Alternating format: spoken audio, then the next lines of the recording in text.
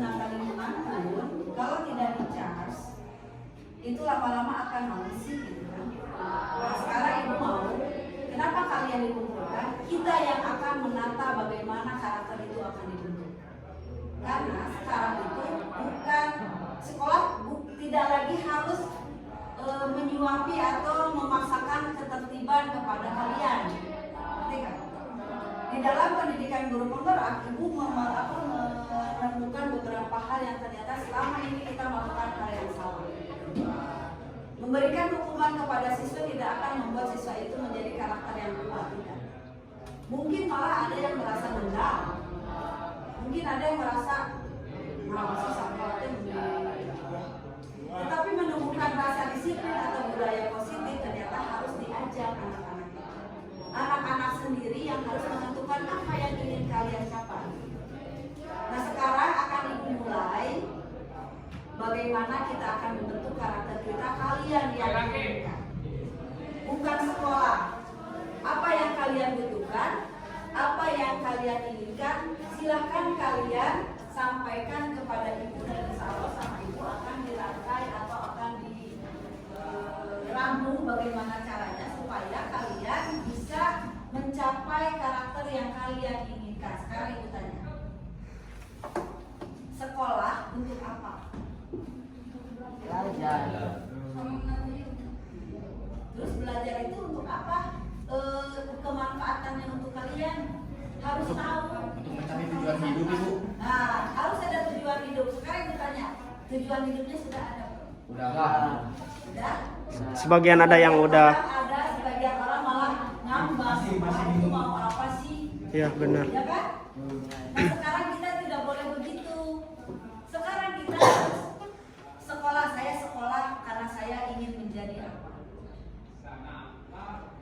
Saya sekolah, kualitas kehidupan saya yang akan saya capai adalah saya ingin seperti apa. Itu paling tidak. Selain cita-cita, yang harus kalian lakukan adalah mencapai kualitas hidup. So, sekarang ada nggak yang mau kualitas hidupnya rendah? Manusiawi ya. Setiap orang ingin memiliki kualitas hidup yang baik. Ngelihat guru aja misalnya, kamu bisa menilai guru kualitas hidupnya baik yang mana, yang tidak yang mana. Bukan masalah kepemilikan, bukan ya. Tong ninggalin kualitas hidup si ibu mah bagus, punya mobil, punya ini, bukan. Kualitas hidup bukan seperti itu, tapi bagaimana dia bisa menempatkan dirinya. Bagaimana dia bisa menata dirinya, dia sebagai guru, dia sebagai teman, dia sebagai apa, dia sebagai apa. Benar nggak? Kelihatan nggak guru yang mengajar dengan hati, hatinya dengan kasih sayang, bukan guru mengajar dengan hati tapi julid. Bisa nggak kelihatan? Ya. Nah, kita murid, kalian harus menata diri mulai dari sekarang. Kualitas hidup seperti apa yang kalian inginkan. Nah, sekarang ibu gak akan banyak bicara nanti. Ibu pengen kalian yang berbicara.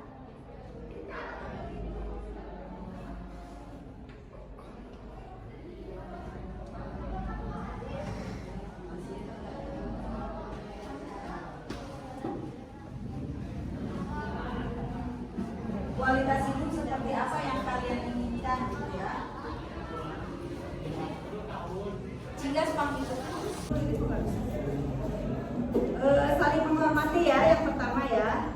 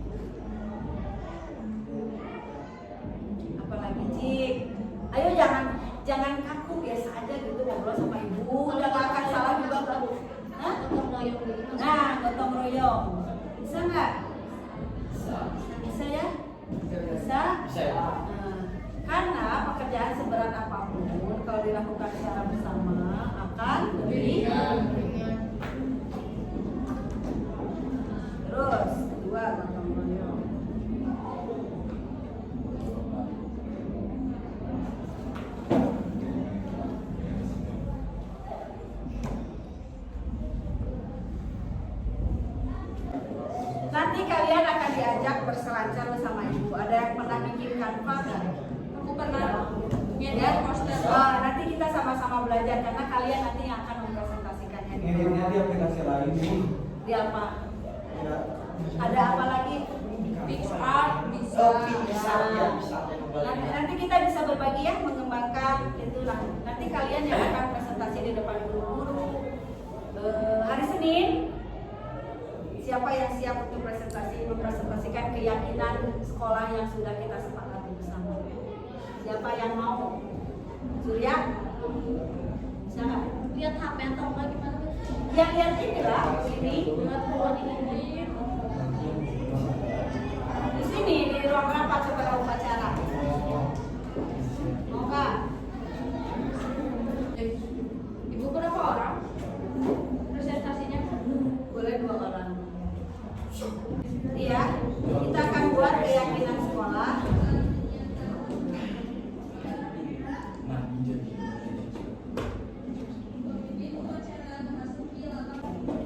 Oke, nomor 1 tadi saling menghormati.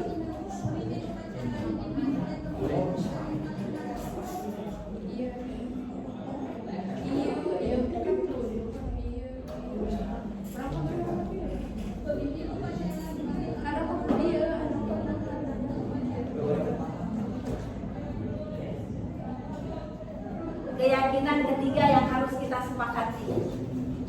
Apalagi dengan lingkungan sekolah yang tertata, nyaman dan kita jaga, apa yang akan kalian rasakan? Tenang, asri, Aman. Nyaman. nyaman. Ya, kita mendapatkan kenyamanan.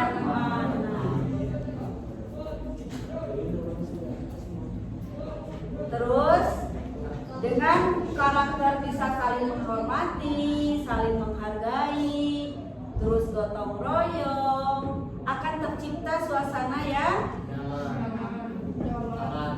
ya. Katanya sekolah sekarang itu harus memberikan rasa aman kepada siswanya. Sekarang ibu tanya, apakah di sekolah ini kalian sudah merasa aman? Belum. Masih ada ya yang membuat kita tidak aman.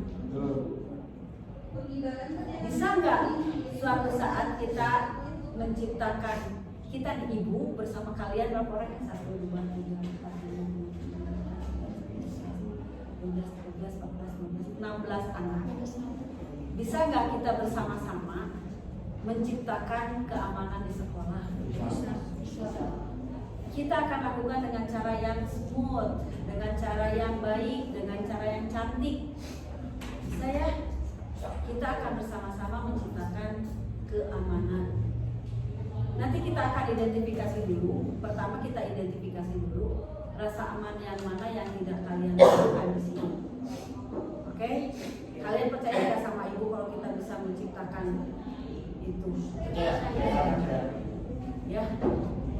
Insya Allah tahun ini kepasuannya Pak Pandi dan Pak Pandi menghargai ibu sebagai guru penggerak. Jadi ide-ide kita, ibu tidak ingin ide ibu sendiri tapi ingin ide dari kalian sendiri. Ya. Jadi ibu menyampaikan keinginan kalian, aspirasi kalian kepada manajemen sekolah. Oke nggak? Ya. Cita-cita kita adalah menciptakan keamanan di sekolah. Ya, keamanan, kenyamanan. Terus apa lagi ya kira-kira yang kita perlukan?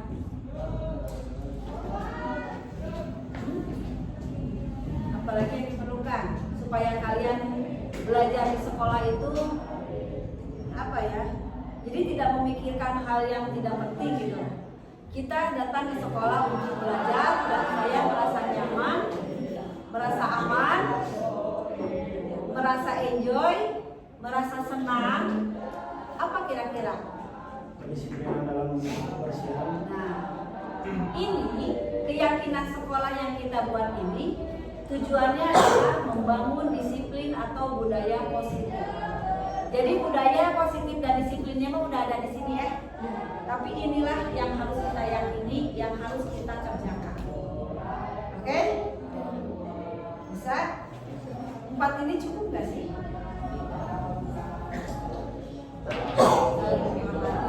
Royong, kenyamanan, dan keamanan. Kita lihat dulu, kalian harus tahu dulu kebutuhan dasar manusia.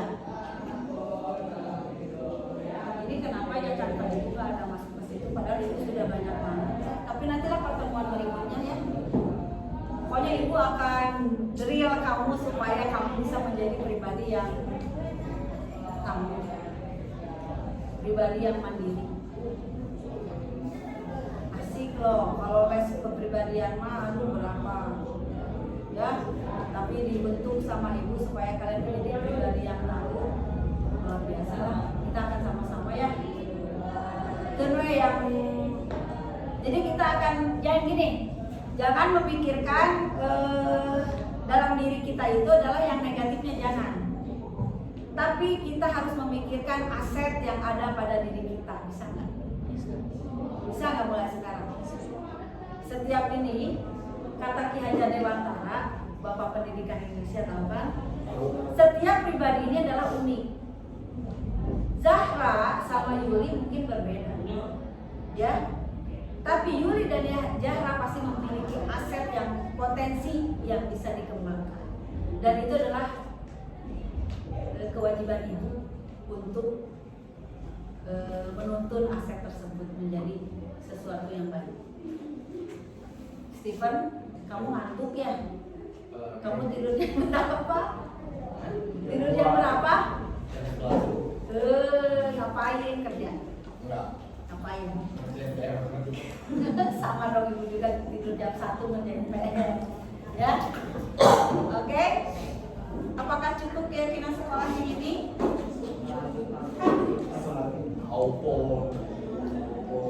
Kebutuhan dasar manusia yang harus kalian ini ya, biar tahu dulu. Aduh, ini kampanye sebel deh. Satu adalah survival. Tahu nggak survival? Bertahan hidup. Jadi kebutuhan survival ini harus terpenuhi. Satu, makan. Apakah sudah sarapan kalian? Baru dikit tapi. Terus istirahat, tidur yang cukup. Apakah kalian tidur yang cukup malam tadi? Sudah 7 jam. I lack of sleep. Ibu yang tidak cukup. Berarti kebutuhan ibu, survival ibu sekarang berarti 50%. Kalian mudah-mudahan 100% ya. Terus kebutuhan pakaian, apakah kalian sekarang memakai seragam? Sudah terpenuhi, ya kan? Ibu juga sudah memakai baju. Gitu. Terus yang kedua adalah kebutuhan akan love and belonging. Apa itu love and belonging? Kamu merasa disayangi, kamu merasa diterima di sekolah ini. Apakah sudah terterima kan? Sudah merasa diterima? Sudah merasa disayangi? Sudah? Benar? Yakin? Sudah merasa disayangi di sini? Ada yang belum, ada yang sudah. Terus yang ketiga, power. Apa itu power?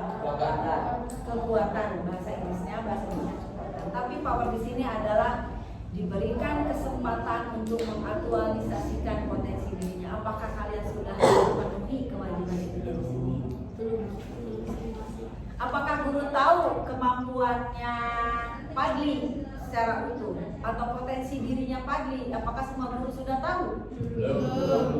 Apakah semua guru tahu dia itu bisa apa?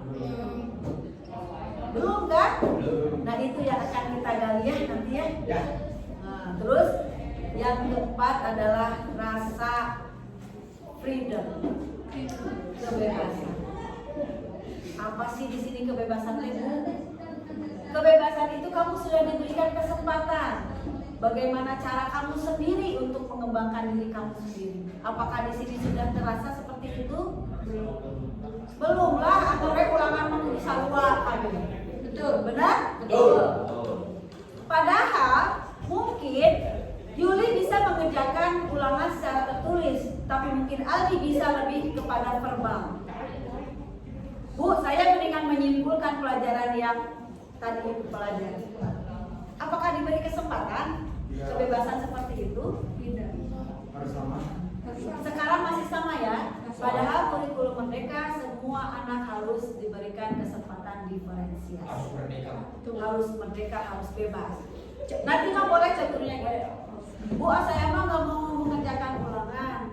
Boleh nggak saya mah mempresentasikan hasil belajar saya untuk bab ini? Bu, boleh nggak saya mah membuat lagu untuk kajian pembelajaran hari ini? Boleh nggak Bu saya membuat puisi saja? Boleh nggak Bu saya menggambarkan mind mapping dari pelajaran yang Ibu berikan? Bu, boleh nggak saya menarikan apa yang harus saya lakukan pada bab ini? Asik nggak kalau bisa seperti ini? Asik. Tugas juga kan terlalu banyak. Ya. Terus memberikan tugas gue, pokoknya kamu harus membuat ini. Gak mau tahu, pokoknya kamu semua harus. Kan ayah nu bisa ngegambar, ayah nu. Betul.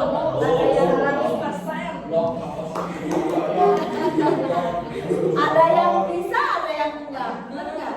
Bu, saya mah daripada disuruh gambar, mendingan saya menuangkannya dalam tulisan. Nanti Pak Guru harus bisa menghargai setiap potensi yang anak berikan. Kita harus menciptakan suasana seperti itu. Kebebasan aktualisasi diri bisa menjadi keyakinan, bisa menjadi keyakinan. Kita sematkan ya. Nanti bisa nggak mempresentasikannya seperti itu di depan guru-guru? Bisa nggak hari ini? Bu, Bapak Guru, Ibu Bapak Guru, tolong berikan kami kebebasan untuk mengevaluasi diri. Bisa nggak? Kalau Ibu kan sudah mengerti, jadi Ibu mah akan di kelas ya udah. So kamu maunya apa? Sampai kemarin si Edric aja yang nggak pernah ngomong, nggak pernah belajar, kemarin sanggup untuk mempresentasikan di depan kelas. Luar biasa kan? Edric kelas. Oh, yang itu. Kan nggak pernah belajar, tapi Ibu sampai bisa si Edric mampu berbicara di depan kelas itu adalah prestasi. Satu soal aja bisa biar Ya, kenapa? Ternyata kalau dipaksa untuk menulis ya dia nggak mau. Ya udah, terus ngambil nilainya guru dari apa? Kamu maunya apa? Ngomong ya soal ini ya. Bu era apa katanya gitu. Tapi akhirnya dia mampu untuk berbicara seperti itu. Itu prestasi nggak? Prestasi. Oke. Nanti sebelum presentasi hari Senin, bentuk tim kecil aja dulu ya. Yang mau presentasi kali nanti kan presentasi berikutnya ada juga. Untuk yang sekarang Ibu minta Surya, Yuli dan kelas 7-nya Zahra. Kelas 8-nya jangan Yuli ya tuh. Ibu minta Surya yang presentasi bisa ya Surya ya? Bisa. Yang buat kanvasnya. Surya, ini kesempatan buat kamu supaya guru-guru melihat kamu. Oke? Kelas 7-nya Jara, kelas 8-nya Zipana. Ya? Bisa nggak? Mau nggak? Coba kelas 8 Acung sama apa sih? Oh, si Steven. Steven, ya? Siap, Bu. Zara ya? Hari Senin di depan guru-guru. Nanti kita remukan lagi bertiga yang lainnya, membantu dari belakang. Oke? Kita masukkan kepada keyakinan kelas tadi apa? Kebebasannya. Kebebasan dalam aktualisasi diri. Mengevaluasi diri kan Mengaktualisasi diri menunjukkan kabisa. menunjukkan kebisaan kita teh apa gitu kan terlalu bisa juga terlalu harus ketemu ini. Bisa menurut kita bahwa ini gimana jadi tak buruk tapi ya Boleh nggak refleksi untuk bab ini saya menyanyi saja, tapi cari lagu yang sesuai dengan itu. Misalnya pembelajaran PKN misalnya tentang gotong royong atau tentang apa ya, tentang pertemanan. Cari lagu yang tentang pertemanan. Apa sih kira-kira? Di kamu yang suka nyanyi? Lagu yang tentang pertemanan. Sahabat sejatiku. Bisa nggak Bu saya menyanyi lagu itu aja? Karena dari lagu itu akan mengambil makna.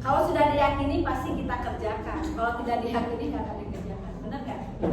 Oke, ya. Guru-guru lain tahu kegiatan ini. Guru lain akan tahu ketika kita mempresentasikannya hari Senin. Berarti hari Senin adalah kejutan untuk mereka. Surprise. Ya. Oke? Good job semuanya, tepuk tangan.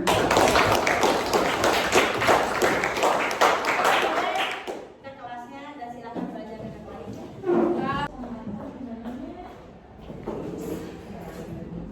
Mulai aja biar cepat ya. Bismillahirrahmanirrahim. Assalamualaikum warahmatullahi wabarakatuh. Bapak Ibu, terima kasih atas waktunya. Mohon maaf mengganggu proses belajar mengajarnya. Tetapi ini saya rasanya setelah bertemu dengan anak-anak harus saya sampaikan, karena perubahan paradigma ini memang harus kita satu visi misi ya Pak Panji. Tidak hanya cuma 1-2 orang guru, tapi semua guru harus melakukan perubahan paradigma ini. Jadi kembali lagi dasar perubahan paradigmanya menurut filosofi Ki Hajar Dewantara. Jadi kita itu mendidik adalah menuntun murid untuk mengembangkan potensi dirinya agar mampu menjadi manusia merdeka dan selamat katanya. Yang merdeka itu yang bagaimana? Mandiri katanya. Yang merdeka itu mandiri, mereka bisa hidup nanti pada saat mereka harus hidup sendiri itu bisa melayani dirinya sendiri, terus tidak menentukan sikap itu tidak tergantung orang lain gitu ya. Itu namanya merdeka. Terus selamat itu mereka mendapatkan kebahagiaan. Mendapatkan kebahagiaan itu bukan nanti aja, tapi sekarang ketika mereka belajar pun kita harus memberikan keselamatan kepada mereka. Sungguh luar biasa sebenarnya ya Ki Hajar Dewantara itu melihat seorang pendidik itu adalah suatu hal yang sangat berharga gitu. Jadi menentukan merdeka dan selamatnya itu gitu loh. Karena mungkin kalau merdeka mah kemarin waktu itu mungkin zaman penjajahan, tapi ternyata sinkronisasi dengan zaman sekarang pun masih perlulah murid untuk merdeka gitu. Terus baik sebagai diri sendiri maupun nanti dari bagian lingkungannya. Jadi nanti kita tuh menyiapkan seperti itu. Nah, perubahan paradigma kedua adalah teori kontrol. Dari stimulus respon biasanya kita mengajar itu menjadi teori kontrol supaya menjadi murid merdeka. Yang gimana sih teori kontrol teh? S. Jadi lemah.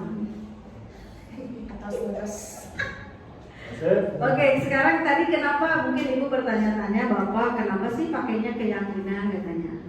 Jadi sekarang itu di sekolah itu harus menjadi keyakinan supaya menjadi budaya positif.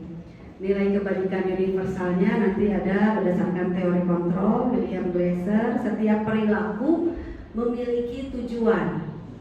Jadi anak yang berlaku salah pun itu anak memiliki tujuan. Jadi nggak boleh kita memuatkan karakter negatifnya. Justru kita harus merubah kepada karakter positif dari tujuan perilaku yang mereka lakukan itu.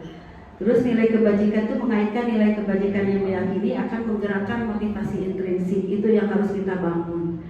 Ujung-ujungnya tetap pelajar Pancasila. Nah terus nih teori motivasi itu, anak-anak melakukan apa yang kita inginkan atau tertib sekolah atau ketertiban di sekolah itu ternyata ada 3 motivasi Bapak Ibu. Yang satu adalah untuk menghindari ketidaknyamanan dari hukuman. Itu yang paling sejelek-jeleknya kebudayaan. Jadi motivasinya bukan dari dalam, itu masih dari luar. Terus untuk mendapatkan imbalan atau penghargaan dari orang lain. Kita sama-sama, bukan murid aja, introspeksi diri kita juga. Kita melakukan sesuatu itu berdasarkan motivasi intrinsik karena kita memang ingin kepuasan diri kita, atau ingin imbalan atau penghargaan dari orang lain, atau menghindari hukuman atau omelan dari kepala sekolah misalnya. Ya, jadi yang harus kita bangun adalah untuk menghargai diri sendiri. Karena itu yang akan menjadi motivasi intrinsik. Itu kalau kita sudah bisa lakukan, itu akan kita lakukan juga kepada murid katanya. Terus acuan perubahan paradigma itu nah udah.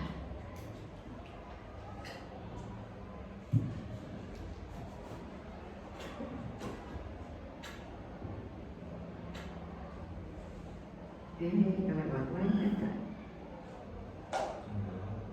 Nah, bentar. Acuan perubahan paradigma yang tadinya ini supaya ibu-ibu tergambar dulu aja. Yang tadinya stimulus respon itu realitas atau kebutuhan kita sama. Ternyata sekarang realitasnya adalah bahwa kita berbeda. Begitu juga kita menilai atau melihat anak. Terus semua orang melihat hal yang sama, padahal setiap orang memiliki gambaran berbeda. Pemikiran anak-anak pun terhadap peraturan itu berbeda-beda. Terus kita mencoba mengubah orang agar berpandangan sama dengan kita. Pokoknya kamu harus menurut, kamu harus pakai seragam sesuai dengan jadwal. Kita nggak mau tahu, pokoknya kamu harus nurut. Ternyata nggak bisa begitu seperti sekarang ini. Makanya kenapa kemarin waktu saya launching kelas juara ini, saya mengumpulkan anak-anak karena saya tidak mau itu adalah pemikiran saya. Yang saya mau adalah itu yang anak-anak inginkan. Jadi kita berusaha memahami pandangan orang lain tentang dunia. Itu yang paradigma yang harus kita rubah. Terus perilaku buruk juga dilihat sebagai suatu kesalahan. Kalau sekarang tidak, kita harus melihat kesalahan yang anak lakukan itu dia memiliki tujuan. Apa dia cari perhatian? Apakah dia minta kita sayangi? Apakah kita minta kita nasihati? Nah itu ya, seperti itu. Terus orang lain bisa mengontrol saya. Kalau sekarang hanya Anda yang bisa mengontrol diri Anda. Begitu juga kepada siswa. Sekarang ibu-ibu coba kepalkan tangan kiri. Terus dirayu sama tangan kanan, suruh dibuka. Di tangan kiri ibu ada hal yang sangat ibu anggap itu adalah hal yang sangat penting dalam diri ibu. Mau dibuka apa tidak? Mau dibuka apa tidak? Ada yang mual, ada yang buka. Ya, ketika kita menentukan itu dibuka atau tidak, itu adalah motivasi intrinsik yang harus ada di situ. Saya membuka ini karena saya memerlukan ini untuk orang lain, bisa kan? Tapi kontrol itu harus ada pada diri kita, bukan orang lain. Itu yang akan kita bentuk kepada anak kita. Anak yang terlambat terus, Damanema terlambat wae, itu akan menguatkan di pikiran mereka kalau memang dia adalah anak yang gagal. Jadi gitu. Harus ditanya kenapa kamu terlambat. Terus itu menurut kamu hal yang baik apa buruk? Buruk bu, pasti anak kan gitu. Terus kenapa itu dilakukan? Pasti ada alasan kenapa. Kita lihat mungkin di rumahnya tidak terpenuhi kebutuhan dasar manusianya. Bajunya can disetrika ku indungna, kaos kaki can diseuseut, can aya sarapan. Kita mau ojo-ojo we marahin. Ari maneh kasiangan wae. Udah dalam keadaan yang datang dari rumah teh geus pusing. Kurang ini dicarekan. Coba bagaimana perasaan kita kalau digituin. Nah, kita udah mulai merubah paradigma seperti itu. Kita harus melihat orang itu dari sisi kita. Jadi mengontrol diri itu, anak juga dikasih kebebasan untuk mengontrol dirinya, gitu ya. Itulah pokoknya mah. Jadi kita akan ubah paradigma. Katanya bila kita ingin membuat kemajuan perlahan sedikit-sedikit, ubahlah sikap atau perilaku Anda. Namun bila kita ingin memperbaiki cara utama kita, maka kita harus mengubah kerangka acuan kita, pikiran kita. Itu yang paling penting. Ubahlah bagaimana Anda bisa melihat dunia, bagaimana Anda berpikir tentang manusia. Manusia itu punya perasaan ya. Terus ubahlah paradigma Anda, skema pemahaman dan penjelasan aspek tertentu tentang realitas. Kata ahli psikologi, bukan kata saya. Nah, sekarang kita introspeksi sebagai guru, apakah kita melakukan restitusi? Apakah selama ini kita sebagai guru adalah guru yang memberikan hukuman, memberikan konsekuensi, atau restitusi? Restitusi itu adalah ketika kita melihat kesalahan anak, tapi kita bisa mengembalikan, menyelesaikan masalah, dan mengembalikan anak kepada lingkungannya. Ibu bapak, anak-anak itu ketika melakukan kesalahan itu, Dia sudah merasa terkucilkan dari lingkungannya. Kita harus membantu mereka untuk kembali kepada lingkungannya, bukan malah memarahi mereka di depan teman-temannya. Itu adalah sesuatu yang salah sekali. Anak-anak itu berlaku salah ada tujuan, kita memperbaikinya, kita mengantarkan kembali kepada lingkungannya itu sangat sulit. Ya, jadi untuk menguatkan karakter positif itu ternyata butuh pemikiran yang luar biasa ya Bapak Ibu. Nah, perbedaan hukuman dan konsekuensi serta restitusi. Kita jangan memberikan identitas gagal kepada siswa kita dengan memberikan hukuman. Misalnya Pak Ide guru olahraga, murid kasihangan cek saya oke mungkin sepatu nanti di mana, seragam najan disetrika, wah capek weh. Nepi ka sekolah terlambat, wah mana mah terlambat wae. Geus ayeuna lari 5 kuring. Pingsan meureun anak murid teh geus mah capek di rumah, pusing di sekolah dikasih hukuman seperti itu. Itu akan membuat anak merasa dirinya gagal. Dan itu akan dikuatkan karakternya bahwa dia adalah menjadi seorang yang gagal. Bukan tugas kita ya Bapak Ibu membuat anak merasa gagal. Bukan kan? Apa tugas kita? Bukan. Kita harus membentuk identitas anak menjadi orang anak yang sukses dengan melakukan disiplin, konsekuensi, dan restitusi. Kalau hukuman itu pasti menyakitkan, tidak nyaman. Terus murid akan merasa tersakiti, perilakunya jadi pasif agresif meningkat. Mungkin akan dendam, akan sebel sama guru itu. Kasih ibu eta macam diganti. Bahasa eta kan itu ya, anak melakukan itu pasti ada tujuannya gitu ya. Terus berlaku pada seluruh institusi, tidak berlanjut pada kehidupan nyata. Kalau hukuman itu hanya saat itu dan membuat anak tersakiti dan dendam. Saya tidak mau hukum dia. Kamu yang dihukum. Iya, saya paling baik pesan. Terus perasaan. Peraturannya adalah begini. Kamu harus begini. Bukan begitu Ibu Bapak ya. Tapi kalau konsekuensi misalnya anak coret-coret tembok, terus disuruh bersihin, itu konsekuensi. Itu akan berubah. Kayak mau nyoret-nyoret jadi capek. Gitu ya. Terus tidak nyaman untuk murid pada jangka waktu pendek, tapi nanti dia akan berpikir pada jangka waktu yang panjang. Gitu ya. Itulah pokoknya tahulah antara restitusi, hukuman, konsekuensi sama restitusi. Kalau restitusi pilihan, anak disuruh memilih sikap mana yang harus diambil dan tidak ada paksaan. Anak harus berpikir sendiri dan motivasi intrinsiknya sendiri yang muncul. Kita hanya ngajak ngobrol, gitu ya. Fokusnya pada pemecahan masalah. Nantilah ini mah harus 2 SKS, nggak bisa sekarang. Sistem kebut semalam. Nah, hukuman dan konsekuensi sekarang coba ya. Mencatat 100 kali di buku kalimat saya tidak akan terlambat lagi karena terlambat ke sekolah. Menurut Ibu Bapak ini hukuman apa konsekuensi? Hukuman, karena ini tidak akan merubah keterlambatan anak. Kalau pegawai no ayak tangannya. Terus lari mengelilingi lapangan basket 2 kali karena terlambat hadir di sekolah. Hukuman. Membersihkan coretan yang dibuatnya di meja tulis. Nah, ini konsekuensi. Murid diminta untuk push up 15 kali karena tidak menggunakan masker. Atau bekiwe benernya budak. Terus menggantikan kertas tugas teman yang sudah dicoret-coret. Ya, konsekuensi. Jadi kebayangnya Bapak Ibu apa yang harus kita lakukan? Bukan menghukum secara fisik.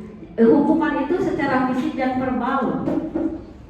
Hati-hati bicara kita juga ya sama murid teh. Dan karenanya di guru penggerak mah katanya kita harus menghamba pada anak. Kata Ki Hajar Dewantoro. Jadi ya apa yang kita lakukan adalah untuk anak-anak, berpusat pada murid. Terus kalau di anjing juga diam aja gitu kita. Ya enggak, dikasih tahu dengan restitusi, bukan dihukum, bukan dikasih konsekuensi.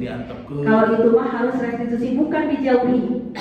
Justru diajak ngobrol, diberikan diajak ngobrol, diberikan kesempatan mereka untuk mengungkapkan apa yang sebenarnya yang terjadi. Itu sulit tapi memang harus kita lakukan. Bila kalau dilihat dari itu, hukuman, konsekuensi, restitusi, selama ini saya melakukan ketiga-tiganya. Tapi setelah saya lakukan, saya selalu merangkul, saya selalu mengajak bicara kembali. Kenapa saya melakukan hukuman, kenapa saya memberikan konsekuensi, kenapa saya memberikan restitusi, sehingga anak tidak muncul lagi rasa dendam, tidak lagi merasa bahwa wah Pak Asepridin mah bisa nanti ngahukum henteu, bisa nanti kan gitu henteu ya. Nah itu saya berharap Bapak Ibu guru juga, bukan berarti saya benar, enggak sih ya, cuma saya berharap setiap melakukan tindakan, kalau memang itu tindakannya membuat anak merasa tertekan, itu kan tiga-tiganya tetap aja tertekan anak itu ya. Tolong diraih kembali di waktu tertentu. Contoh saya waktu kasusnya siapa yang anak si Mepi saya ingatkan setelah sholat zuhur pakai sendal, saya ingatkan tolong. Karena ini masih belajar pakai sepatu. 3 kali berturut-turut tidak diingatkan pada saat kegiatan hari Selasa waktu itu. Pada saat hari Selasa menjelang kegiatan PMR masih kena pakai sendal, saya ingatkan seperti biasa tidak dengan bentakan, tapi anak itu ngebentak depan teman-temannya, ngebentak ke saya. Saya akhirnya emosi, saya bentak balik, saya marahi, orang tuanya datang ke sini.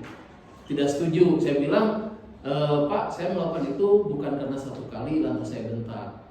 Dan ternyata orang tuanya mengatakan, nah memang maybe mah gitu karakternya, bisa ngomong kasar, tapi di kasaran dia itu narima. Insya Allah Pak, saya akan rangkul kok Pak, tidak lantas hari ini dimarahin terus saya menjauhi, enggak. Dan alhamdulillah setelah besoknya saya panggil, saya ajak ngobrol seperti biasa lagi, menerima lagi anaknya. Nah itu jangan sampai ada istilah tadi burung anjing biadab, tidak, karena jujur saya rangkul lagi gitu, anak itu saya rangkul lagi. Setelah saya marahi, saya beri hukuman, saya berikan konsekuensi, saya berikan restitusi, tetap saya rangkul lagi, tidak lantas membenci, tidak lantas dendam gitu. Jangan, walaupun mereka ya itulah mereka hanya mencari yang namanya jati diri mereka. Itu poin. Ya, terima kasih Pak Asin. Setiap guru juga pasti punya pengalaman yang berhubungan dengan siswa. Tetapi idealnya sekarang itu memang sudah tidak ada lagi pemberlakuan hukuman, karena ada undang-undangnya sekarang. Jadi kenapa diajarkan restitusi itu, karena memang sekarang sudah, kalau bisa dihindarilah memberikan hukuman kepada anak, karena itu hanya menguatkan budaya negatif dari anak. Jadi tidak menyelesaikan masalah. Dan anak melakukan itu seperti Mevi itu, kita juga harus melihat lagi. Kata saya tadi, anak itu adalah pribadi seorang manusia lah gitu ya. Kita manusia, anak manusia. Jadi mungkin dia melakukan itu kan pasti memiliki tujuan. Tujuannya adalah yang mendasari perilaku itu adalah terpenuhinya atau tidaknya kebutuhan dasar manusia ini. Anak itu harus terpenuhi survivalnya, kebutuhan untuk bertahan hidupnya seperti saya tadi gambarkan. Apakah dia sudah diberikan makan, apakah istirahatnya cukup, apakah ketersediaan seragam, kaos kaki itu tidak menghambat langkahnya ke sekolah. Itu memang harus digali. Terus apakah kebutuhan love and belongingnya, apakah dia dicintai, merasa dicintai dan diterima di keluarganya terpenuhi atau tidak. Terus di sekolah apakah love and belongingnya juga terpenuhi oleh kita atau tidak. Terus freedom, kebutuhan untuk mendapatkan kebebasan mengembangkan potensi dirinya itu terpenuhi apa tidak di rumahnya. Kalau kita sebagai guru memberikan kebebasan itu bagaimana? Misalnya kayak si Edric banyak kan Hesse itu diajar. Jangan kita sebagai guru, ini mah introspeksi saya juga ya. Sebagai guru ada si eta mah stigmanya udah karena yang diajar biasanya malah diantep gitu ya. Justru jangan. kasih kesempatan dia untuk mengembangkan potensi dirinya. Kita tidak tahu etik suatu saat akan menjadi apa. Jadi jangan kasih stigma dia sudah tidak bisa belajar.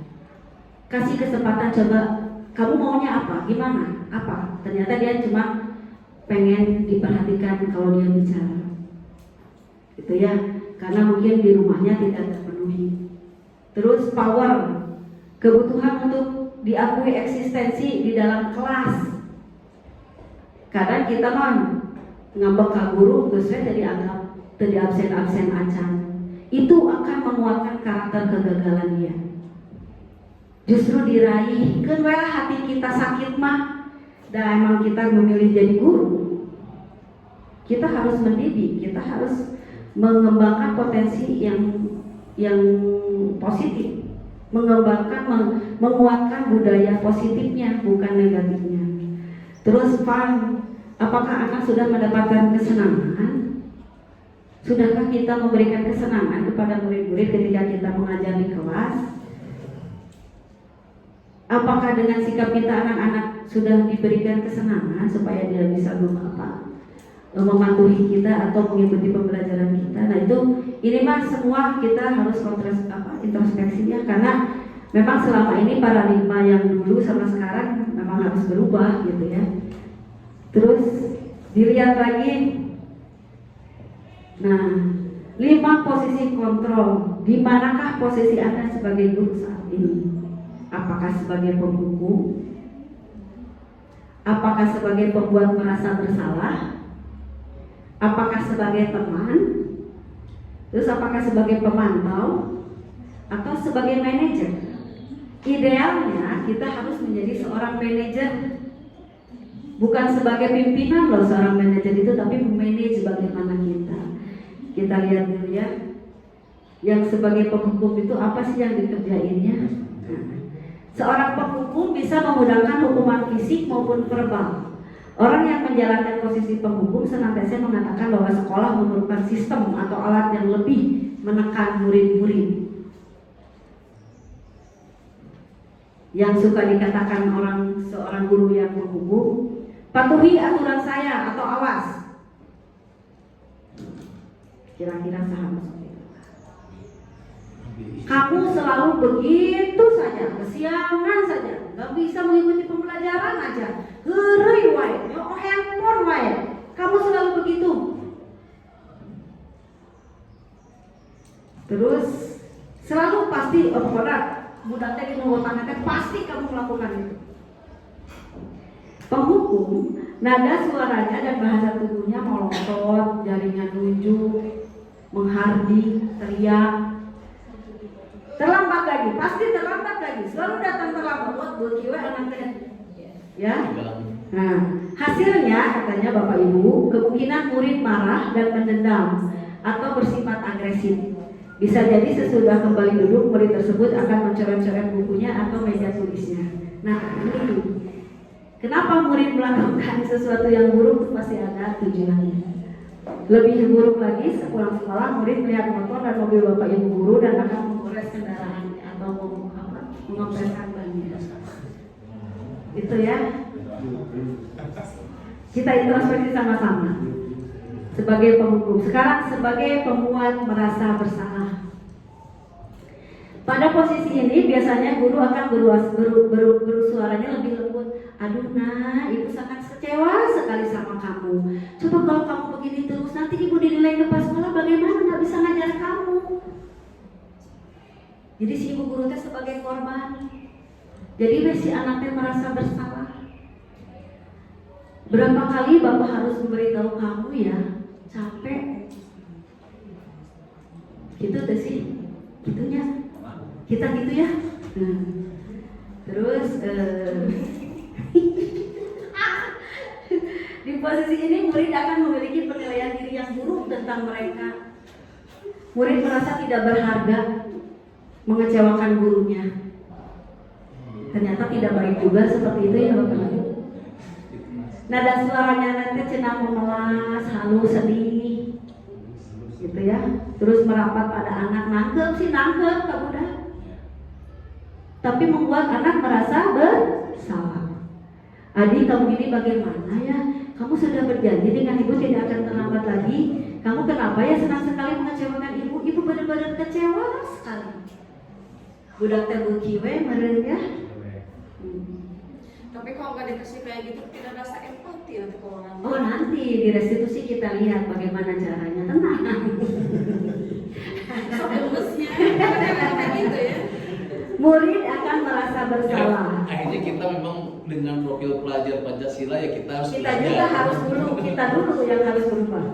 Murid akan merasa bersalah karena mengecewakan bapak ibu guru dan menjadi orang yang gagal.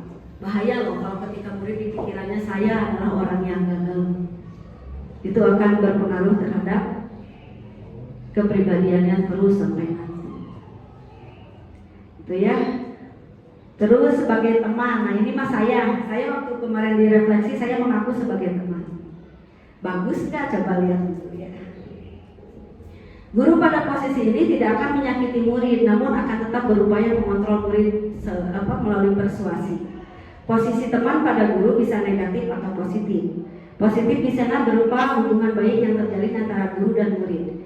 Guru di posisi teman menggunakan hubungan baik dan humor untuk mempengaruhi mereka akan berkata, ayo bantulah demi bapak, demi ibu ya, bantu ya, gitu ya. Terus, ayo ingat tidak bantuan bapak selama ini? Kamu ingat gak waktu itu sama ibu diberi apa?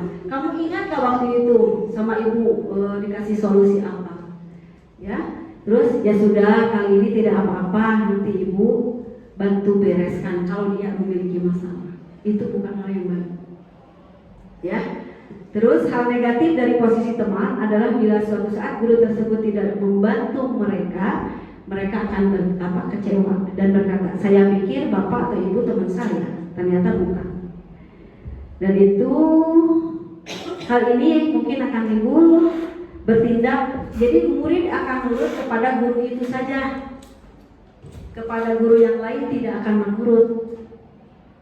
Jadi murid akan mengikuti nasihat guru itu saja, kepada guru yang lain tidak, karena menganggap dia temannya.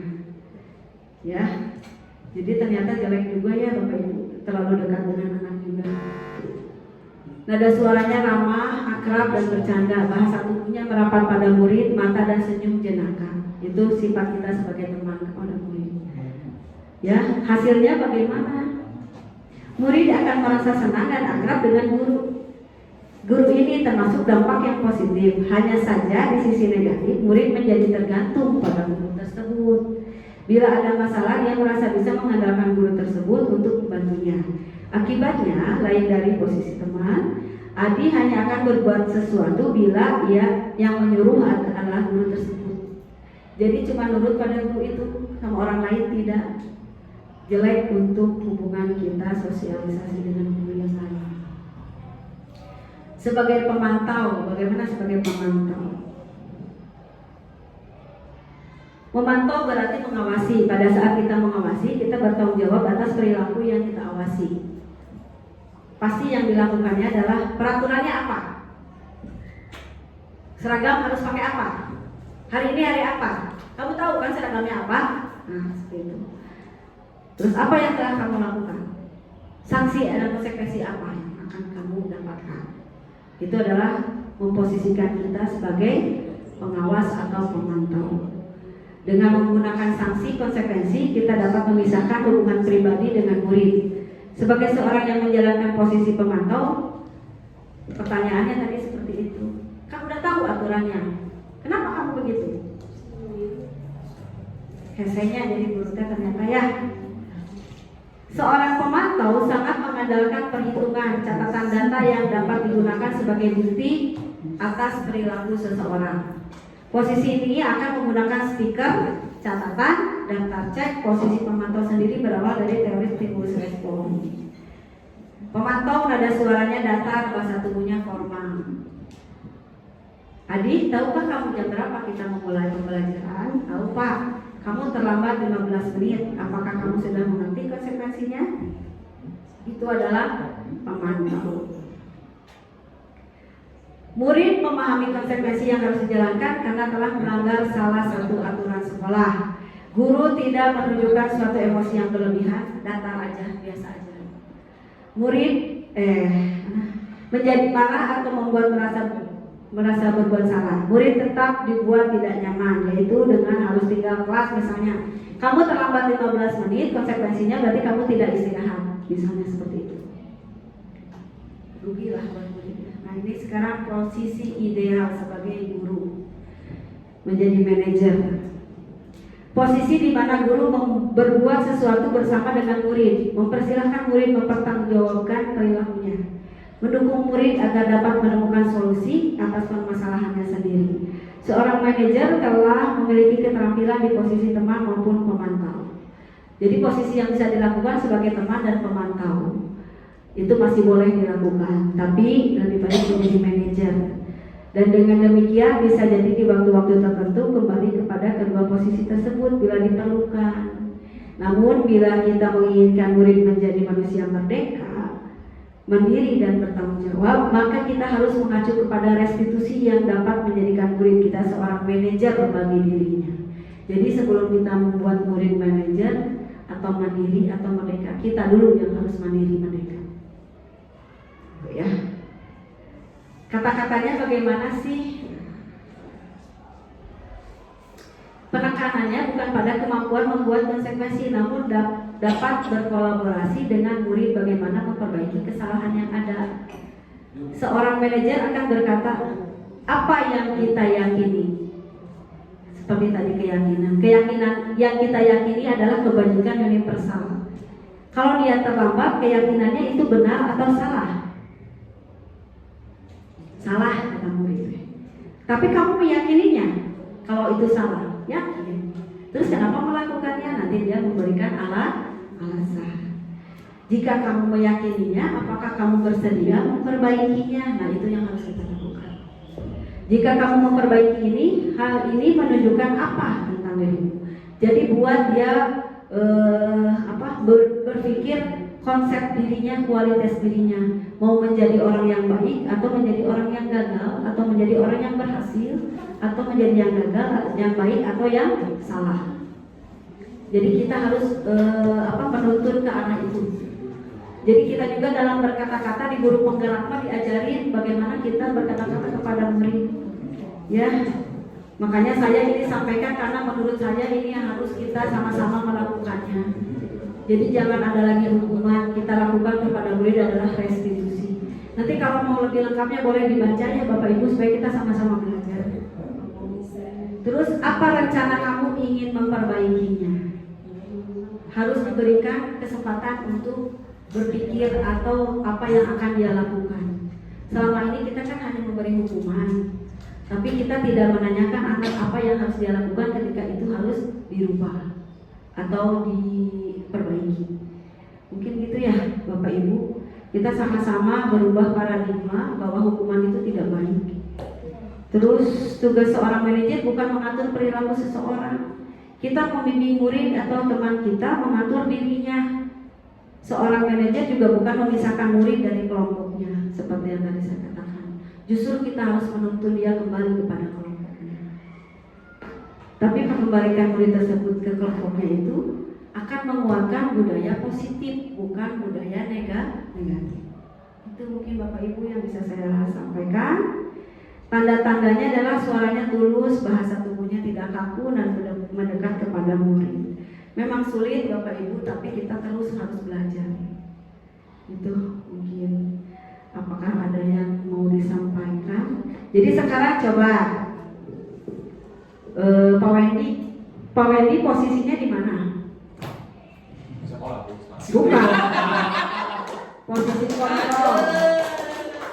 Posisi kontrol sebagai guru. Di teman. Penghukum, pembuat merasa bersalah, teman, pemantau atau manajer. Pak Agus, posisi Pak Agus sekarang ada di mana? Sama dengan Pak Wendy di sekolah. Mana kumaha murid oge kitu udah guruna oge geuning kieu. Coba. Sama beri mana yang sini? Sama Bu di teman aja. Jangan sama, udah setiap orang pasti berbeda ya. Kalau saya terus terang di sebagai posisi teman dan membuat merasa bersalah. Kalau saya kadang-kadang ketiga-tiganya. Lima-limanya. Apa? Jadi membuat merasa bersalah, Iya. teman juga Oh, pernah, iya. kemudian pemantau juga Pernah. Jadi apa gabungan? Nggak berani ya Berarti- bilang penghukum ya. Iya. Kalau saya di lima-limanya pernah gitu. Pak Asdin itu mencakup semua. Tapi Bapak Ibu, apakah kita bisa belajar menjadi seorang manajer? Jadi ya kita belajarlah jadi seorang manajer. Kenapa? Karena yang mau kita buat adalah tujuan kita sekarang. Dah harus sekarang mah tujuan pendidikannya mengacu pada profil pelajar Pancasila. Jadi kewajiban kita untuk berubah sebelum kita mengubah karakter anak. Apakah Bapak Ibu siap? Insya Allah. Kita sama-sama belajar ya, dan saya juga belum sampai ke situ. Belum sampai ke situ. Teman dan pemantau masih bisa kita lakukan ketika kita memerlukan. Betul. Kalau pemantau kan berarti lebih keras karena anak mungkin harus digituin. Sebagai teman juga bisa. Sebenarnya penghukum juga sebenarnya masih Oh, no.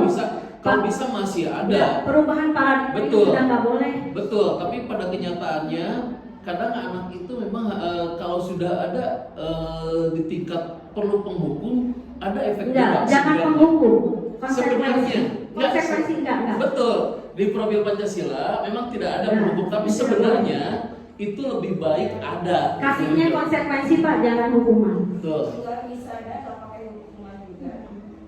Bisa. Soalnya Bisa. saya sedang melaksanakan manajer di kelas sendiri.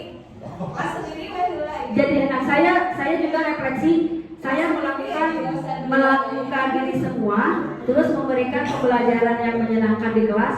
Dari pertama saya masuk sampai detik ini saya belum pernah marah.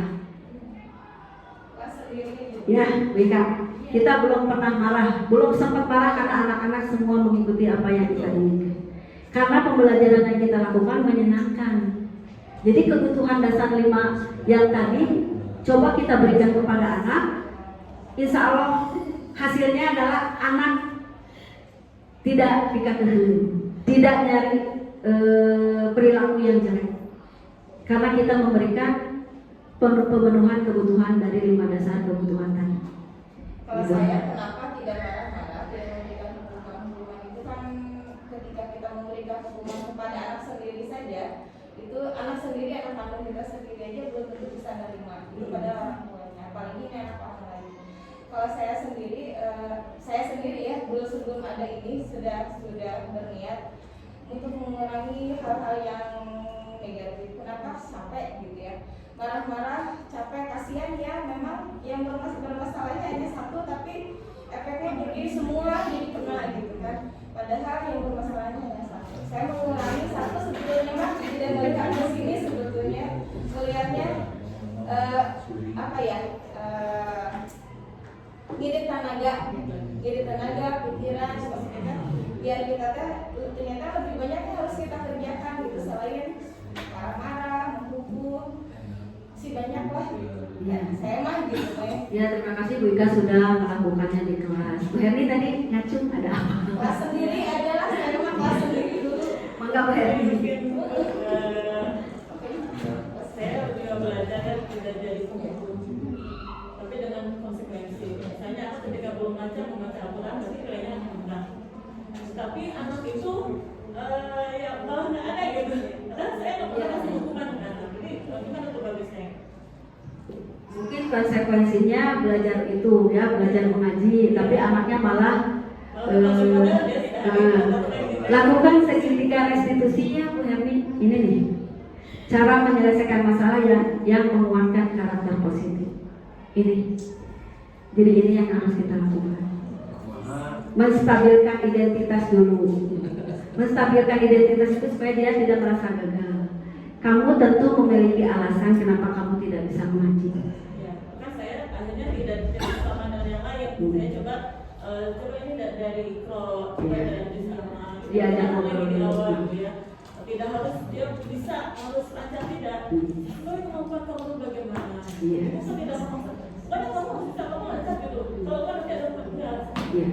Jadi diajak ngobrol dulu, jadi mantapkan dulu, stabilkan dulu identitasnya bahwa dia bukan orang yang gagal. Iya, tapi tetap aja ada anak yang malah nggak ada gitu saya. Ya.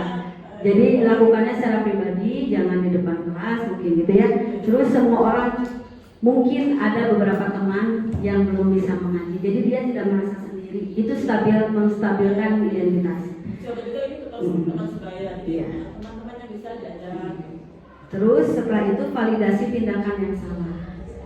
Validasi tindakan yang salah itu misalnya, adakah cara supaya kamu bisa mengaji?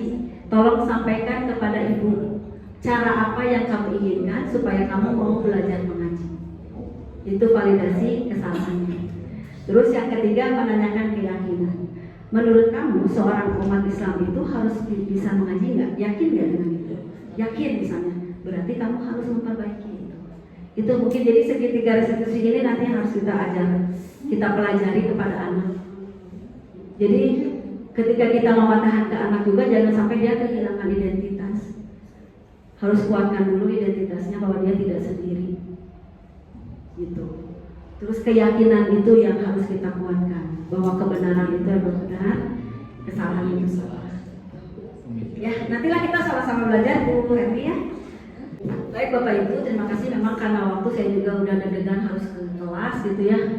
Jadi nanti kita sama-sama belajar lah ke depan. Untuk proyeknya nanti kita akan launching bulan September. Nanti kita sama-sama belajar juga untuk proyeknya mungkin. Dan keyakinan yang sudah kita sepakati harus kita lakukan bersama-sama. Tidak bisa cuma Bu Harli atau saya, tapi kita lakukan bersama-sama, terutama Ibu Bapak Wali kelas untuk membimbing anak-anaknya di kelas. Mungkin itu aja Pak hari ini. Terima kasih. Assalamualaikum warahmatullahi wabarakatuh.